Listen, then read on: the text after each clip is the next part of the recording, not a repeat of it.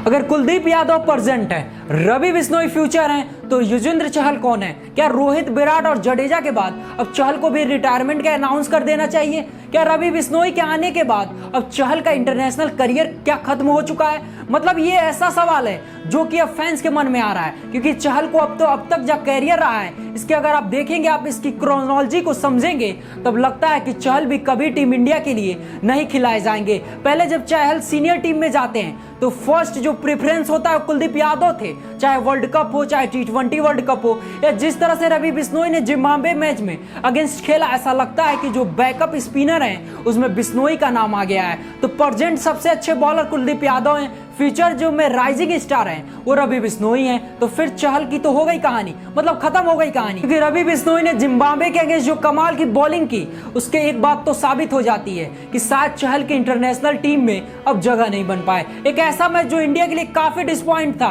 India में जो future star थे, जो यंगस्टर थे, जो नई जनरेशन के प्लेयर थे, वो कहीं ना कहीं खुद को साबित नहीं कर पाए। लेकिन अगर किसी एक प्लेयर ने मौके में सबसे ज्यादा फायदा उठाया मौके का, तो वो थे रवि बिश्नोई। उस मुकाबले में रवि बिश्नोई 4 ओवर की गेंदबाजी की, जिसमें 13 रन दिए, 2 मेडन ओवर किए और 4 विकेट लिए। रवि बिश्नोई इस मैच में जो बॉलिंग फिगर थे, मतलब बेस्ट बॉलिंग फिगर थे, 4 ओवर में 13 रन, 2 मेडन और 4 विकेट। मतलब इंडिया टीम में अगर जिम्बाब्वे का वो एक छोटा स्कोर पर रोक दिया तो इसमें सबसे बड़ा हाथ इन्हीं का था। वो अलग बात है कि इंडियन टीम खुद उतना स्कोर नहीं बना पाई, लेकिन जैसे रवि बिश्नोई का तारीफ होनी चाहिए। आज रवि बिश्नोई जिस तरह से वेरिएशन का इस्तेमाल किया, जिस तरह से जिम्बाब्वे के सामने गेंदबाजी कर रहे थे, लग रहा था जिम्बाब्वे के प्लेयर को समझ ही नहीं आ रहा है क्या वेरिएशन है, कहां से बॉल आ रही है, कहां जा रही है, कुछ पता ही नहीं चल पा रहा है। और सोचिए, जिम्बाब्वे की टीम एक टाइम पर 40 रन पर सिर्फ 1 विकेट था, वो देखते ही देखिए 90 पर 9 विकेट गिर जाता है। और इसके पीछे सबसे बड़ा कंट्रीब्यूशन जो था रवि बिश्नोई का था। इस खिलाड़ी ने सबसे पहले ब्रायन बेनोट को आउट किया,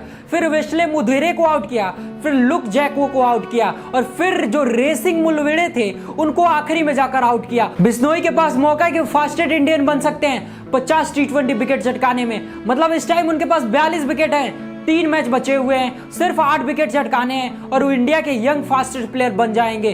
तो सब कुछ अच्छा जा रहा है। रवि बिश्नोई सीनियर प्लेयर की गैर मौजूदगी में वो जो मौका है उसको पूरा फायदा उठा सकते हैं। वो इंश्योर कर रहे हैं कि वो जो कुलदीप यादव जो के बाद, अक्षर पटेल के बाद जो अगला स्पिनर का सिलेक्शन होगा, वो इस साल की जो स्पिनर की बारी आएगी वो रवि बिश्नोई की होगी। और ये फिर सवाल उठता है कि क्या चहल का अब क्या होगा? क्या रिटायरमेंट ले लेना चाहिए? क्योंकि रवि बिश्नोई का कैरियर बहुत इंप्रेसिव रहा है। 25 मैचों में 40 विकेट झटकाए हैं, इकोनॉमी 7.5 के आसपास की है, कमाल की बॉलिंग कर रहे हैं। और इससे जो पहले कर रहे थे वेस्ट इंडीज में, इंडिया में जो इंडिया गई थी वेस्ट इंडीज में, वहां भी कमाल की बॉलिंग कर रहे थे।